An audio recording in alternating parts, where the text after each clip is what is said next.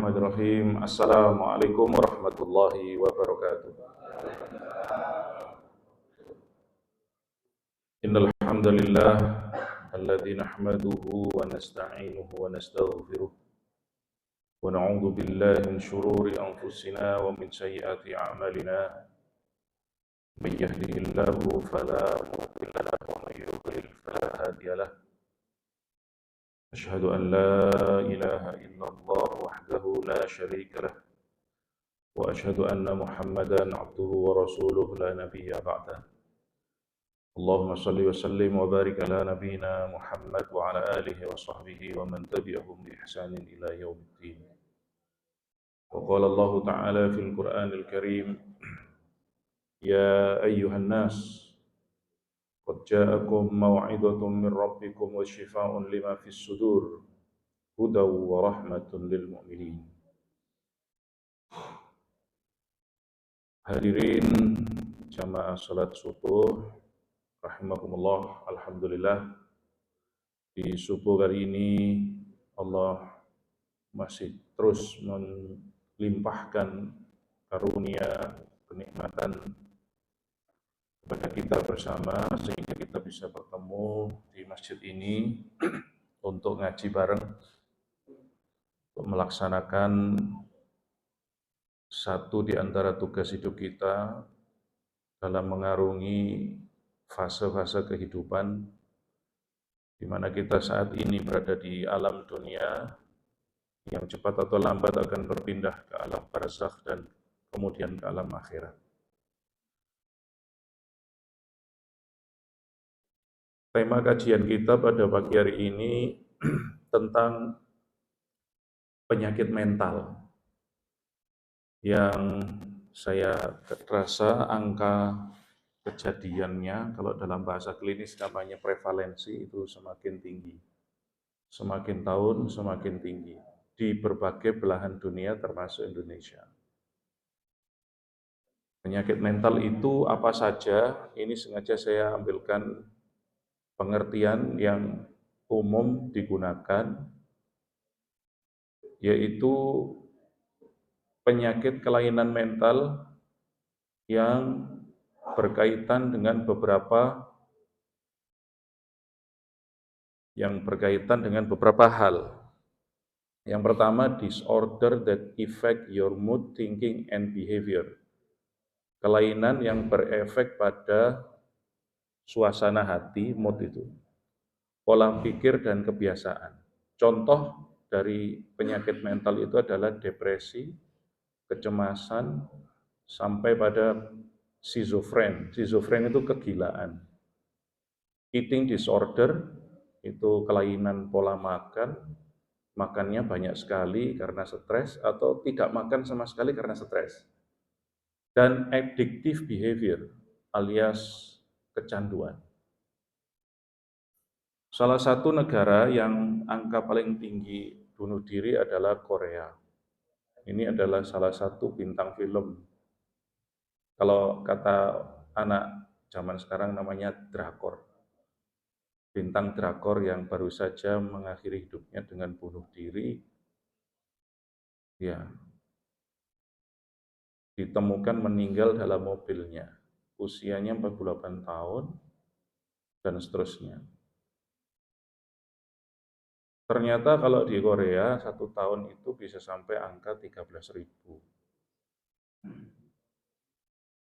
Sejak tahun 2020 sampai 2022 tercatat 39.454 kasus.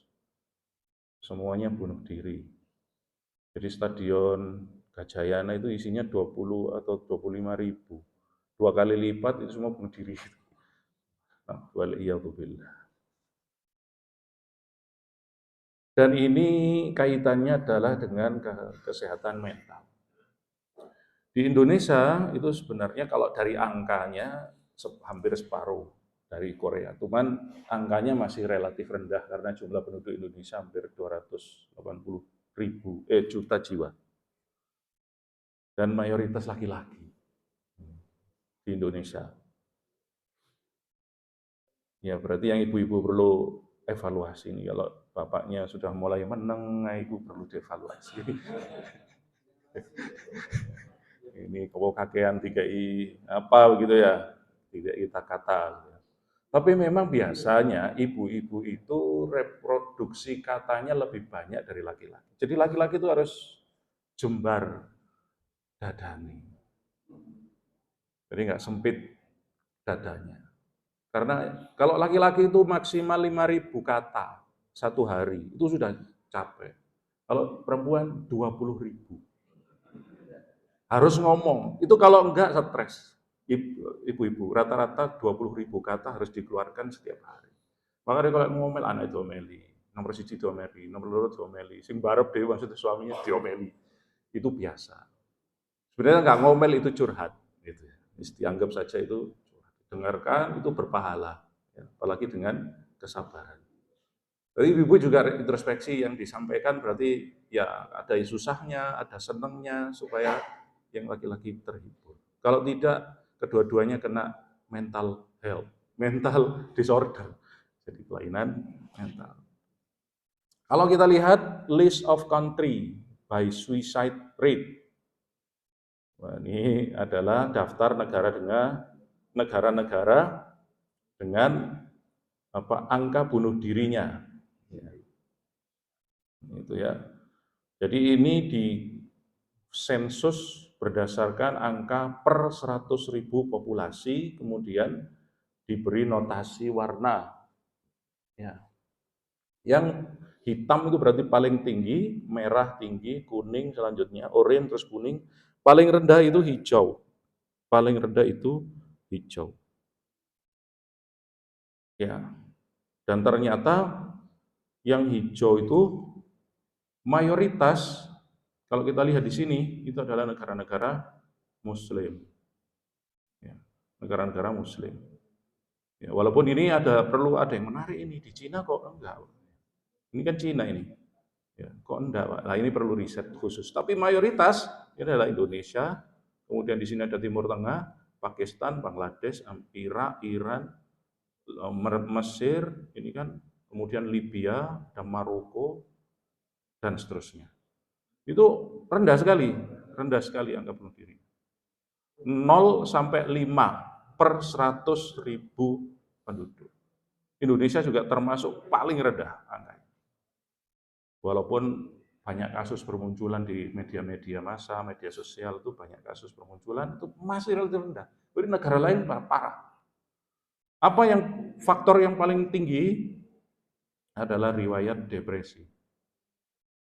Jadi ini adalah dari literatur, itu riwayat depresi. Depresi itu apa? Mudah putus asa. Mudah putus asa. Kenapa putus asa? Karena tidak mendapatkan jalan.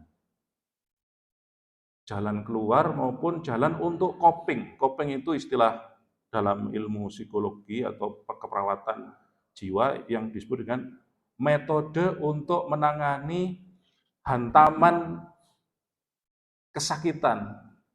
Maksudnya kesakitan dalam hal jiwa, metode untuk menghadapi syoknya jiwa dengan cara-cara tertentu. Kalau orang Islam itu mudah.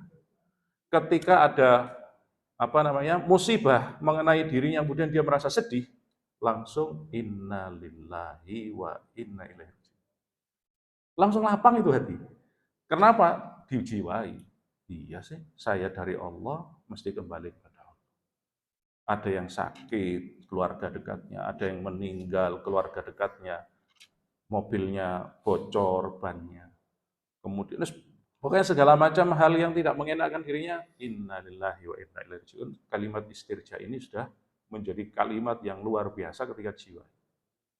Kami dari Allah akan kembali kepada Allah. Semua milik Allah mesti akan diminta sama Allah. Selesai. Tapi kalau orang nggak punya konsep ini, bingung. Akhirnya sakitnya bertambah. Waduh, kok sengsara sedih, sengsara sekali diri saya, depresi. Nah, jamaah rahimakumullah, tapi walaupun Indonesia rendah, angkanya cenderung naik, terus naik. Itu tidak lain tidak bukan karena ada sesuatu yang baru yang kita hadapi di zaman sekarang ini, Terlebih adalah ketika era digitalisasi. Oleh karena itu kita perlu merefleksikan diri dengan ayat ini. Di dalam surat Al-An'am ayat 44, Allah Subhanahu wa taala itu memberi isyarat bahaya siksa yang tiba-tiba datang bagi siapapun yang lalai dari peringatan Allah. Allah Subhanahu wa taala berfirman, a'udzubillahi minasyaitonir rajim, "Falamma nasu ma dzukiru bihi fatahna 'alaihim abwaaba kulli syai'." Maka tatkala mereka melupakan peringatan yang telah diberikan pada mereka, yaitu Al-Qur'an, ya. Fatahna 'alaihim abwaaba kulli syai'. Justru mereka itu dibukakan berbagai macam pintu-pintu kesenangan. Jadi pintu-pintu kesenangan justru terbuka pada mereka, mereka makin lalai, makin terbuka pintu-pintu kesenangan. Itu untuk istidraj. Itu untuk lu kemudian ditimpakan dengan siksaan. Hatta idza farihu bima utu akhadnahum baghtah fa idza hum mublisun. Maka ketika dia itu farihu, bersenang-senang, bima utu, dengan apa yang telah diberikan kepada mereka, akhadnahum baghtah, kami timpakan siksa dengan tiba-tiba, fa idza hum mublisun, maka kemudian pun mereka terdiam dan berputus asa. Kita refleksikan sekarang, apa yang disebut dengan abwaaba kulli syai' ini? Hari-hari ini yang disebut dengan abwaaba kulli syai', pintu-pintu kesenangan itu diantaranya adalah pintu ini. Ini pintu Bapak Ibu. Pintu aplikasi. Medsos, Facebook, Instagram, YouTube. Kalau mau scroll, seneng. Kesenangannya apa? Kesenangan itu sekarang disebut dengan preferensi kalau di sini. Dan itu kemudian dibaca oleh AI, Artificial Intelligence, dia suka apa, terus muncul itu. Apa yang dia cari terus muncul. Apa yang dia ketik, apakah itu di mesin pencarian, maka kemudian langsung terkoneksi dengan belanjanya. Dia suka belanja apa, dia suka lihat apa, itu terus masuk. Dan itu ketika dia buka, semakin senang. Dan itu kalau orang lalai, dia akan ditimpa oleh penyakit yang namanya depresi. Dan itu ada artikel penelitian ilmiah juga, ya, artikel yang meneliti bahwa ternyata ada korelasi antara semakin banyak membuka media sosial dengan banyak tingginya angka depresi. Di antara bentuk peringatan Allah, ya. Kalau kita orang-orang beriman, insya Allah itu peringatan. Kalau untuk orang-orang kafir, itulah siksaan pada mereka. Nah, mari kita cek apa yang paling banyak dibuka oleh orang Indonesia. Ternyata paling tinggi WhatsApp-an. Oh, enggak. Jadi media sosial itu tidak semuanya buruk, Bapak Ibu, ya. Ada baiknya juga kalau untuk share pengajian, share nasihat, untuk komunikasi, berkabar. Tapi kalau itu menjadi dominan dan melupakan Al-Quran dalam keseharian, jauh dari Al-Quran, inilah yang menjadi sumber masalah dan justru membuat Allah murka sehingga menimpakan azab kepada mereka. Instagram itu 86% penduduk Indonesia yang melek internet pakai.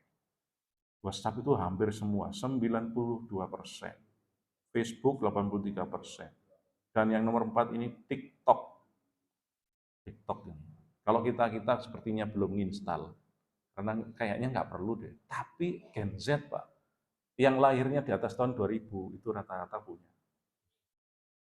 Apa favoritnya? Sama ya, paling tinggi WhatsApp, Instagram, TikTok, Facebook, dan ini lama waktu pemakaiannya. Dalam 1 bulan, WhatsApp itu 29 jam. Artinya 1 hari 1 jam, nggak kerasa. Itu belum YouTube 26 jam, 26 hari 26 jam 48 menit per bulan. Artinya juga hampir 1 jam, 1 jam, 1 jam, 1 jam, dan seterusnya, belum lagi browsing-browsingnya. Ketika di total ternyata sekian Pak, 8 jam 52 menit per hari. Berarti sepertiga waktu hidup, itu dunia maya. Yang pakai 202 juta jiwa, dari 280 tadi, yang melek internet itu sekian. Ya. Dan ini 8 jam 52 menit untuk browsing, untuk internetan di dunia maya. Nah, ini penelitiannya. Beberapa penelitian mengindikasikan bahwa penggunaan yang lama terhadap media sosial seperti Facebook tadi dan lain-lain berkorelasi pada tanda gejala depresi. Jadi ternyata kalau dalam penelitian itu korelasinya erat. Karena sekarang namanya ada budaya namanya esteem, self-esteem. Ingin bahwa dirinya itu dihargai. Sehingga secara psikologis ketika dia posting sesuatu terus nggak ada sih nge-like. Itu jadi kadang kemudian atau posting sesuatu terus dibully. Akhirnya mengurung diri dalam kamar, menang, depresi. Anak sekarang itu apa namanya disebut sebagai generasi strawberry, Pak. Bukan strawberry itu, oh bagus ya berarti strawberry. Gampang bonyok, Pak. Strawberry itu bagus kelihatannya dari luar, tapi dibiarkan 1 hari 2 hari sudah bonyok. Ya kan? Nggak diapa-apakan, sudah bonyok sendiri. Artinya tidak ganti, apa namanya, tidak tahan banting. Ya, mentalnya sangat lemah. Ada beberapa penelitian di universitas, ada 63 universitas di Malang ini, universitas dan perguruan tinggi. Itu sekitar 350 ribu mahasiswa yang tinggal di Malang ini ada di survei, adaptabilitasnya itu rendah dan sangat rendah. Sementara itu tingkat stresnya tinggi dan sangat tinggi. Adaptabilitas itu menentukan resiliensi, kemampuan mereka untuk bertahan, kemampuan mereka untuk tegar. Itu adaptabilitas. Nah, itu levelnya rendah dan sangat rendah, Pak, anak-anak zaman sekarang. Sementara stresnya tinggi dan sangat tinggi. Stresnya tinggi dan sangat tinggi dan mengarah pada depresi. Sebagian itu mengarah pada depresi. Artinya apa, Pak? Ya sepertinya ya generasi anak-anak kita atau cucu-cucu bapak-bapak, ibu-ibu itu menghadapi situasi yang berbahaya sebenarnya. Nah, apa kemudian kita perlu cek atau refleksi lagi-lagi dengan ayat-ayat Allah Subhanahu wa taala. Allah Subhanahu wa taala itu sudah memberi rumus kehidupan ya, dalam Al-Qur'an. Surat Al-An'am ayat 125 ini, ya kalau mudahnya kita itu memahami begini.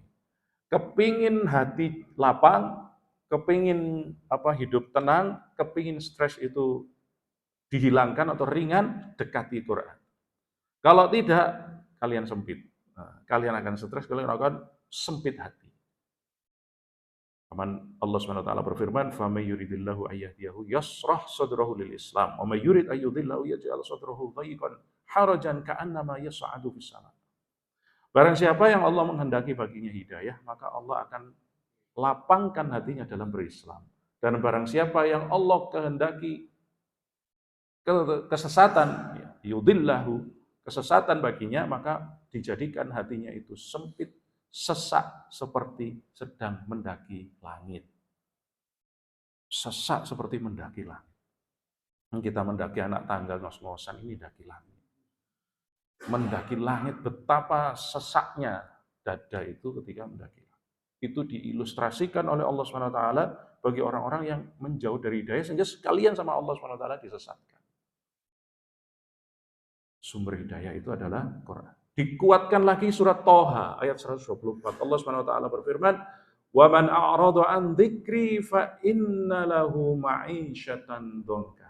Barang siapa yang berpaling dari peringatanku, adzikr itu adalah peringatanku, yaitu Al-Quran. Karena dalam ayat yang lain Allah SWT berfirman, "Inna nahnu nazzalna dzikr wa inna lahu lahafizun.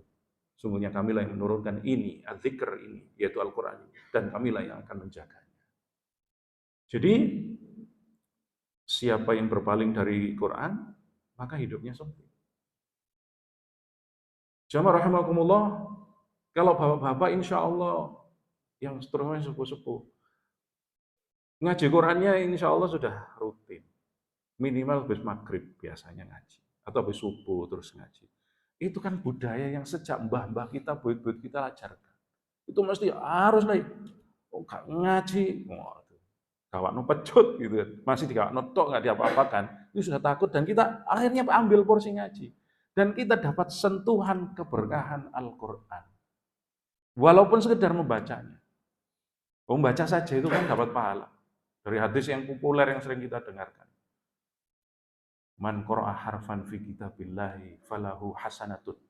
Wal hasanatu bi asyri amsalihha. La aqulu alif lam mim harfun, walakin alif harfun, wa lam harfun, wa mim harfun.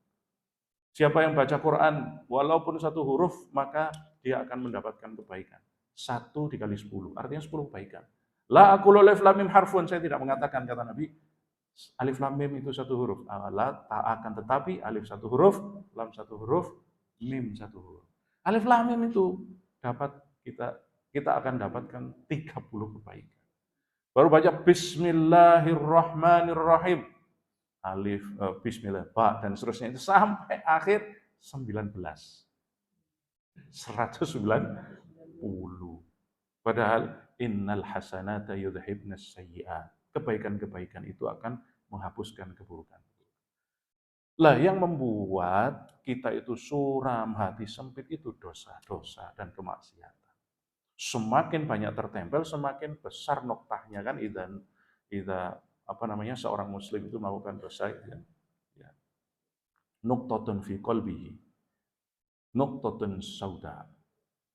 Wa in taba wastaslaha suqila qalbahu wa in zada zadat hatta tughliqa qalbah. Ya. Ya. Seorang muslim, seorang mukmin jika melakukan dosa, hatinya ternoda dengan noda berwarna hitam. Jika dia bertobat, perbaiki kesalahannya, maka hatinya kembali berkilau. Tapi jika terus dia berkubang dengan dosa dan kemaksiatan itu, maka terus tambah sampai hatinya ketutup dengan noda hitam tadi, ketutup hitam legam. Dalam hadis yang lain disebutkan, kalquzi mujahyan la ya'rifu ma'rufan wa la yankiru munkaran. Seperti panci yang tertelungkup, panci itu bawahnya hitam, tertelungkup di atas tanah, tanahnya juga hitam. Akhirnya kemudian Nabi mengilustrasikan la ya'rifu ma'rufan wa la yankiru munkaran. Dia akhirnya nggak tahu mana yang ma'ruf, mana yang bagus, mana yang benar, mana yang salah. Wala yankiru munkaran, akhirnya tidak mau ingkarul munkar. Padahal kuntum khairu ummah ukhrijat linnas ta'muruna bil ma'ruf wa tanhauna 'anil munkar. Kita ini menjadi umat terbaik ketika amar ma'ruf nahi munkar ditegakkan. Kalau sudah terkubang dalam dosa, seperti cangkir yang tertelungkup, tidak lagi mengenali mana kebenaran, mana kesalahan, akhirnya dia tidak akan ada ingkarul munkar.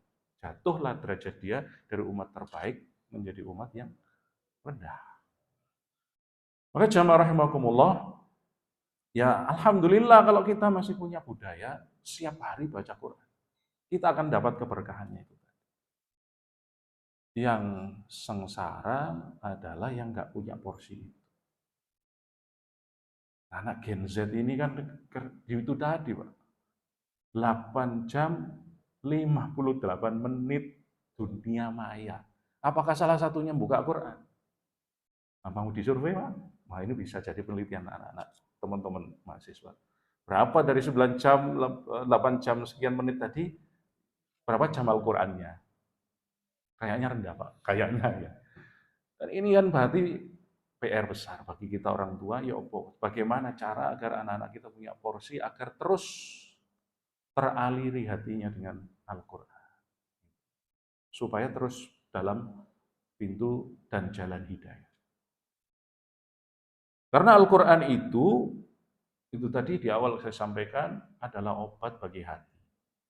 Termasuk anxiety, depression, gitu ya. Termasuk several disorder, mental disorder itu sebenarnya obatnya adalah Al-Quran.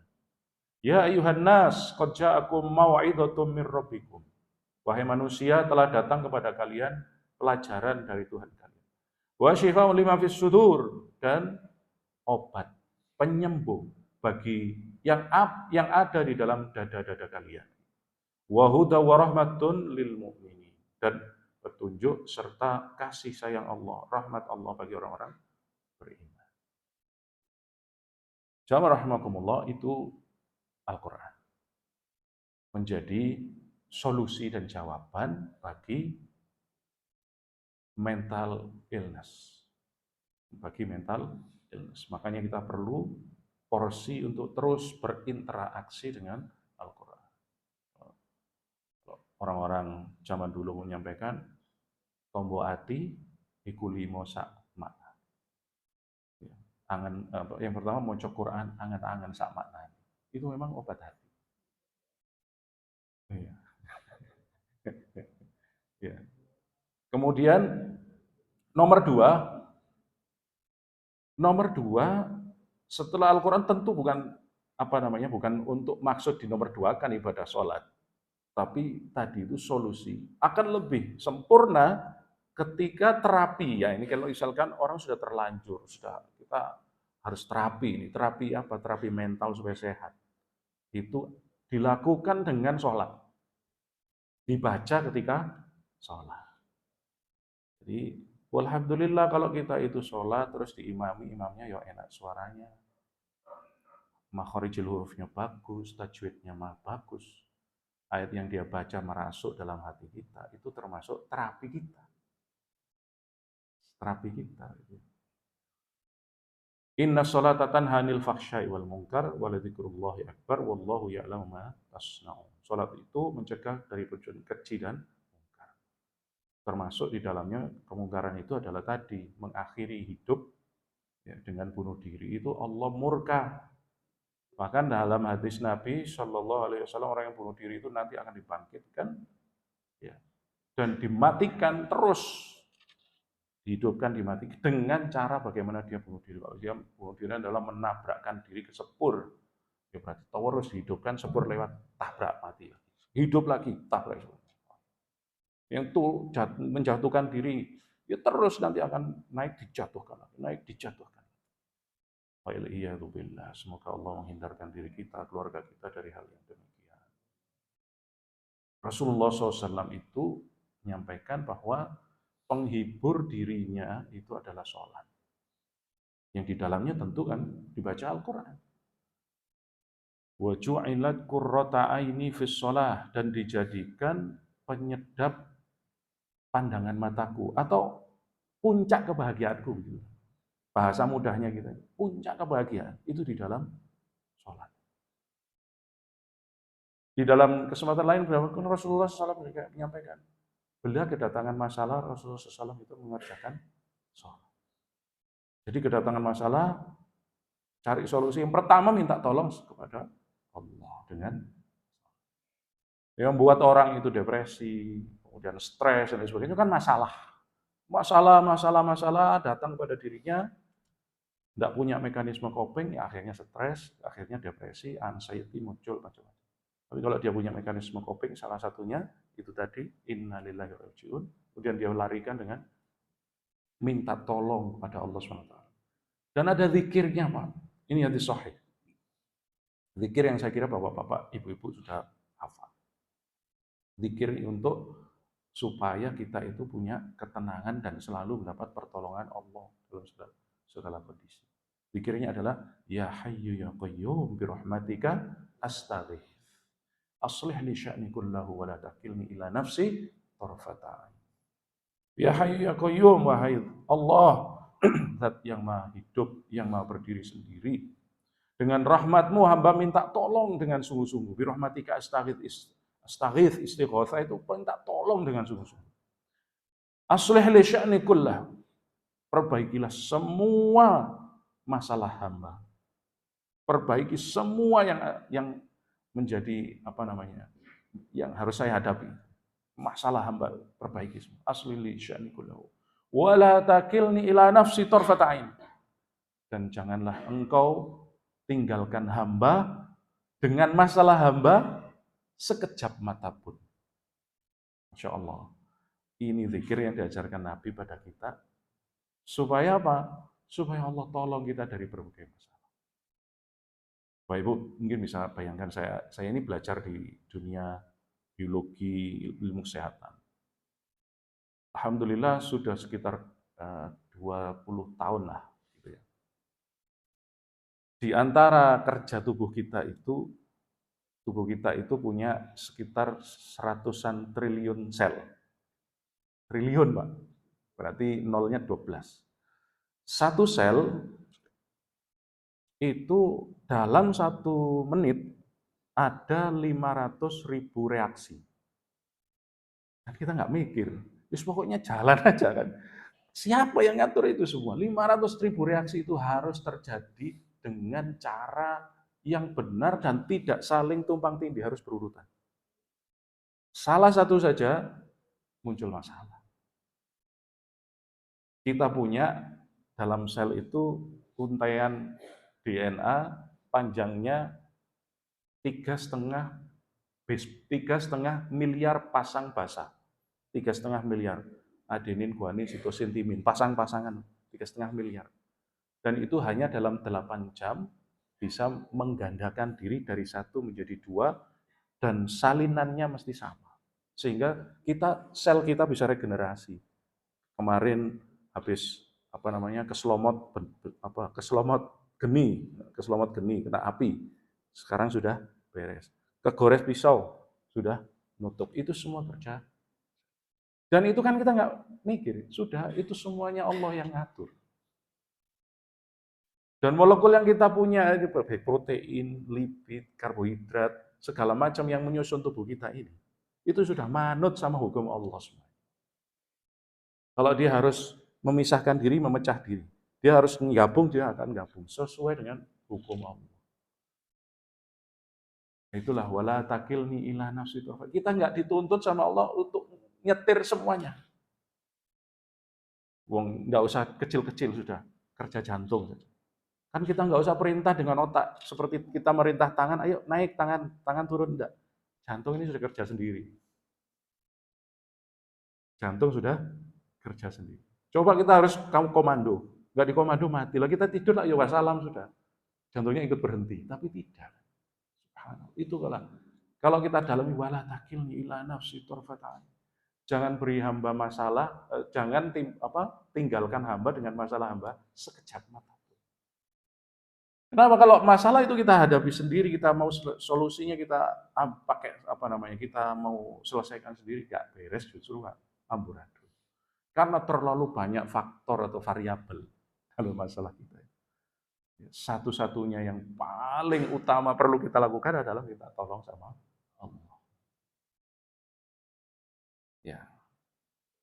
Nah, jamaah rahimahumullah, kita sampai jam berapa Pak biasanya? Sampai syuruk ya?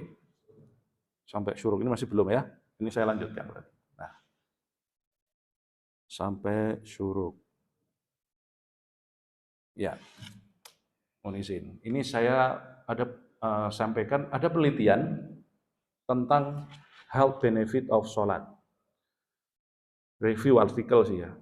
Jadi, manfaat dari sholat terhadap kesehatan.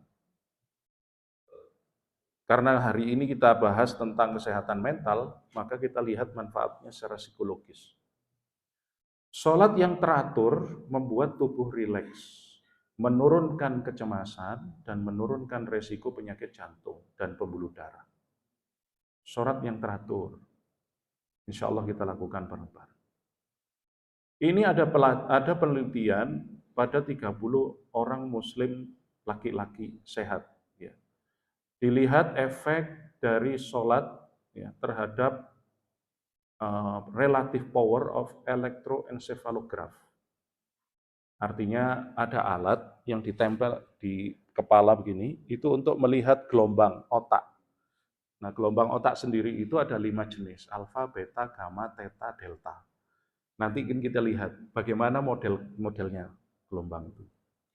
Nah, hasilnya dari volunteer atau relawan 30 orang muslim ini tadi disebutkan bahwa terjadi peningkatan aktivitas saraf parasimpatik ya, dan penurunan saraf simpatik di autonomic nervous system. Jadi saraf parasimpatik itu kerjanya untuk menurunkan ketegangan. Salah satunya menurunkan detak jantung. Detak jantung lagi pas panik itu kan naik denyutnya. Tapi kalau dia rileks akan turun. Dan penurunan detak jantung ini akan membuat kinerja jantung dan pembuluh darahnya juga menurun. Setiap kali tubuh kita, sel-sel kita itu kerjanya keras, mesti akan memproduksi namanya limbah, stres. Namanya kalau dalam bahasa kimia disebut dengan reaktif oksigen spesies. Itu kalau dia keluar dalam jumlah banyak, tubuh tidak bisa mengatasi dengan limbah itu. Sehingga selnya mudah mengalami penuaan. Nah, kalau jantung menua sebelum waktunya, sel-selnya bagaimana? Recovery-nya belum selesai, ya akhirnya banyak yang mati, pembuluh darahnya banyak yang rusak, ya kemudian terjadi disfungsi lah. Kalau itu jantung apa? Gitu ya. Nah, dengan sholat itu tadi, itu terminimalisir, gitu ya. Nah, ini kemudian bagaimana dengan gelombang ini? Ini gelombang otak. Ini gelombang gamma. Gamma itu ketika orang sedang memecahkan masalah dan konsentrasi, ya. Beta ini ketika sibuk dan aktif, otak yang sibuk dan otak yang aktif. Ini kalau terus-menerus, ini yang menyebabkan stres. Alfa ini ketika fase istirahat, restful, istirahat. Theta ini dalam kondisi tidur ringan dan ini tidur yang dalam. Tidur dalam itu adalah tidur nyenyak. Bahkan fase mimpi, biasanya diri sampai muncul mimpi. Nah, sholat itu yang ketika dilakukan maka akan menurunkan kecemasan dan meningkatkan ketenangan karena meningkatnya alfa amplitudo. Amplitudo gelombang alfa yang ini menunjukkan aktivitas saraf yang tadi menurunkan ketegangan. Ya, jadi state of relaxation. Jadi pada fase istirahat, pada fase relaksasi atau rileks.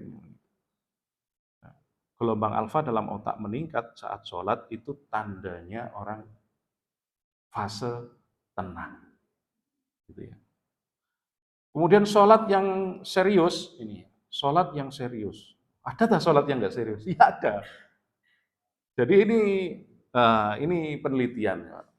Ada orang yang disuruh untuk sholat-sholatan. Ini. Artinya orang non-muslim. Disuruh mengikuti gerakannya orang sholat, tapi dia nggak tahu itu apa itu sholat. Makanya disebut dengan mimicking. Mimik itu kan meniru, tiruan. Ya. Sholat yang benar-benar dilakukan, aktual sholat, disebut aktual benar-benar sholat. Ya. The gamma power during actual sholat was statistically higher, lebih tinggi. Orang yang sholat dengan khusyuk, itu gamanya, tadi itu ya, problem solvingnya, otaknya jadi lebih cerdas. Dibandingkan orang yang pura-pura sholat. Pura-pura sholat itu kan termasuk dalam surat Al-Ma'un. Alladzina hum an sholatihim sahur. Artinya malas-malesan dalam sholat. Nah ya, malas-malasan sholat itu nggak ada hasilnya. Dari sisi kesehatan saja nggak ada hasilnya. Bagaimana dengan akhiratnya gitu? Ya. Ini increase in gamma power during the actual sholat probably related to an increase in cognitive processing in keeping with the concept of sholat as a focus attention meditation. Ya, intinya begini, sholat yang serius meningkatkan proses kognisi, yaitu meningkatkan kecerdasan. Makanya Rasulullah SAW itu kalau kepingin dapat solusi, sholat dulu. Dengan itu dapat solusi, diberikan oleh Allah SWT. Di samping kalau kita proses kognisinya jadi bagus. Hanya sekarang dilihat, Pak, kok banyak orang yang nggak sholat? Nah, kok orang barat tambah cerdas-cerdas? Karena tidak hanya sholat sebenarnya. Yang bisa membuat orang itu pada resting state, gelombang alfa tadi, atau gelombang gamma. Orang bisa konsentrasi dan kemudian bisa membuat keputusan pemecahan masalah. Makanya disebut meditation. Tapi kan orang muslim yang kita cari nggak itu. Ini. Kita akan dapatkan yang orang kafir tidak dapat. Apa itu? Yarjuna minallahi ma la yarjun. Kita akan mendapatkan apa yang tidak mereka dapatkan. Kita mengharapkan apa yang tidak mereka harapkan. Apa itu? Pahala dari Allah Subhanahu wa taala. Keridhaan dari Allah Subhanahu wa taala. Jadi kita itu satu kali jalan sudah dapat dua. Dunianya dapat, akhiratnya dapat. Tinggal nata niatnya. Ya tentu niat sholat kita bukan untuk sehat, tapi untuk dapat ridhonya Allah. Sehatnya bonus. Problem solving itu dampak dari kita sholat. Jadi jamaah rahimakumullah, dalam ayat ini adalah awalnya konteksnya adalah ketika perang. Wala tahinu fibtigha'il qaum. Jangan kamu berhati lemah dalam mengejar mereka, musuhmu. In takunu ta'lamuna fa innahum ya'lamuna kama ta'lamun. Jika kamu menderita, mereka pun juga menderita. Ya ketika kita itu harus berjibaku dalam pertempuran itu kan ya sakit. Mereka juga sakit. Kita lelah, mereka juga lelah. Kita habis energi, mereka habis energi. Harta benda habis, mereka juga habis harta benda. Tapi yang berbeda apa? Wa tarjuna minallahi ma la yarjun wa kana Allahu aliman hakima. Yang berbeda adalah kita memiliki harapan nanti habisnya tenaga kita, habisnya energi kita, harta benda kita, upaya kita. Misalkan kalau kita itu tadi ibadah ya ngaji, ya sholat, habis waktu kita iya. Harus baca Al-Quran 1 juz setengah jam minimal. Habis waktu kita. Tapi lihat keberkahannya beda. Habis energi kita, habis tenaga kita harus tahajud malam-malam. Harus berdiri lama. Tapi lihat keberkahannya. Yang tidak didapatkan orang yang tidak beriman. Apa itu? Ketenangan hati, kebahagiaan yang tidak bisa dilukiskan. Sampai Rasulullah SAW itu menyampaikan, andai kata. Oh ini perkataan seorang ulama yang di penjara. Ulama ini di penjara, tapi bahagia. Kenapa? Karena dia menemukan bahagianya dengan Quran, dengan sholat. Sampai-sampai dia berucap, andai kata raja yang memenjara saya ini tahu betapa bahagianya hati saya di sini. Dia akan beli dengan kerajaan. Dan saya tidak akan jual. Saking bahagia. Ketika seorang itu mendapatkan atau menemukan kebahagiaannya di dalam sholat. Menemukan kebahagiaannya ketika dia betul-betul memahami konsep hidup dalam keimanan dia dalam keimanan dia kepada Allah SWT. Dan paling akhir jamaah rahimakumullah, ini metode coping, metode pemecahan masalah yang biasa kita lakukan ketika menghadapi masalah. Itu bisa kita buka di dalam surat Al-Hadid 22 dan 23. Allah Subhanahu wa taala berfirman, "Ma asaba min musibatin fil ardi wala fi anfusikum illa fi kitabim min qabli an nabra'aha inna dzalika 'ala Allahi yasir." Ma asaba min musibatin, tidak ada satu musibah fil ardi, di bumi, wala fi anfusikum, termasuk yang mengenai dirimu sendiri, kecuali semua itu telah Allah tetapkan, illa fi kitabim min qabli an nabra'aha. Yang kitab itu sudah selesai ditetapkan sebelum penciptaan. Dan itu mudah bagi Allah. Artinya apa? Takdir Allah tentang kita mau bahagia atau sengsara, itu semua dalam kekuasaannya. Takdir. Dan itu mudah bagi Allah. Menjadikan kita dari sedih menjadi gembira, dari gembira menjadi sedih, itu sangat mudah. Allah beri kita sesuatu atau Allah ambil dari kita sesuatu, itu mudah Pak. Supaya kita ambil pelajaran bahwa ini sekedar dunia. Sekedar dunia yang di ayat selanjutnya Allah SWT berfirman, likaila ta'sau ala ma fatakum wala tafrahu bima atakum.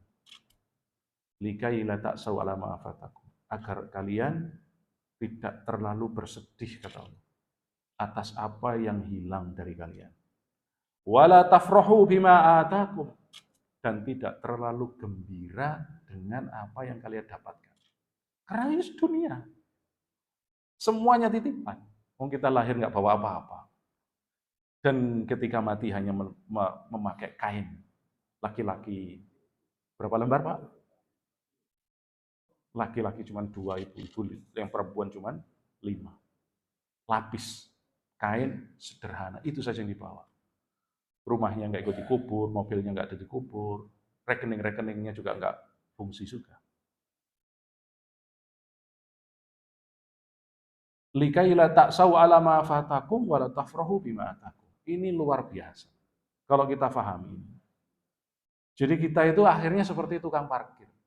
Ya, tukang parkir oleh bayaran, Pak. Enggak ngomong begitu. Ini parkir yang gajinya dari Allah. Ada kendaraan banyak, masuk. Wah, koyok kendaraannya semua dia punya. Tapi kemudian ketika keluar, dia juga biasa-biasa saja. Inilah yang membuat orang itu tidak gampang stres, tidak gampang mengalami depresi, anxiety, kecemasan dan sebagainya. Kenapa? Sudah semuanya karena semuanya dilepas. Sudah tahu konsep hidupnya ini. Bahwa likaila ta'sau ala ma fatakum wala tafrahu bima atakum.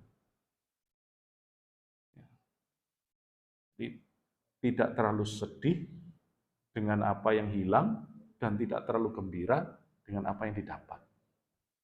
Yang hilang Allah akan ganti. Ketika orang itu bersabar terhadap sesuatu yang hilang darinya, baik itu sangat membuat dia sedih, misalkan orang terdekatnya hilang. Atau mungkin biasa ya enggak terlalu besar, misalkan kendaraannya dan sebagainya hilang.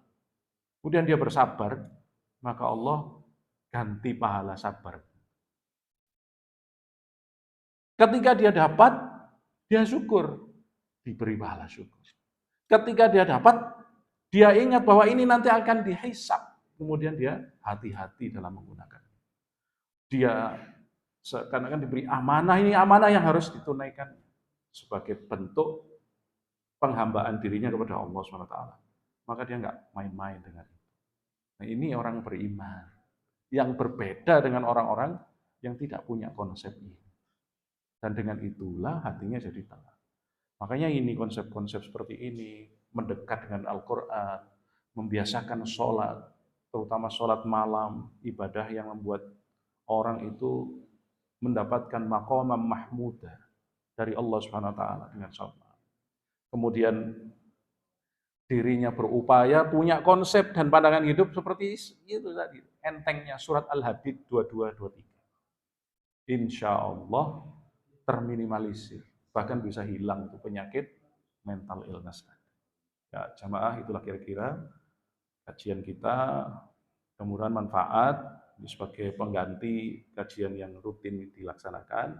Mudah-mudahan apa yang kami sampaikan memberikan ya kemanfaatan sedikit, terutama untuk keluarga kita, anak cucu kita yang mereka itu ada hidup di dunia digital hari ini. Tetap boleh ini dipakai ini tetap, karena kita tidak bisa lepas dari ini hari ini. Tapi jangan sampai hilang porsi perhatian terhadap Al-Quran agar Allah SWT tidak murka. Ya. Itulah kira-kira yang bisa kita sampaikan dan manfaat. Subhanakallahu wa bihamdika asyhadu an la ilaha illa anta astaghfiruka wa atubu ilaik. Assalamualaikum warahmatullahi wabarakatuh.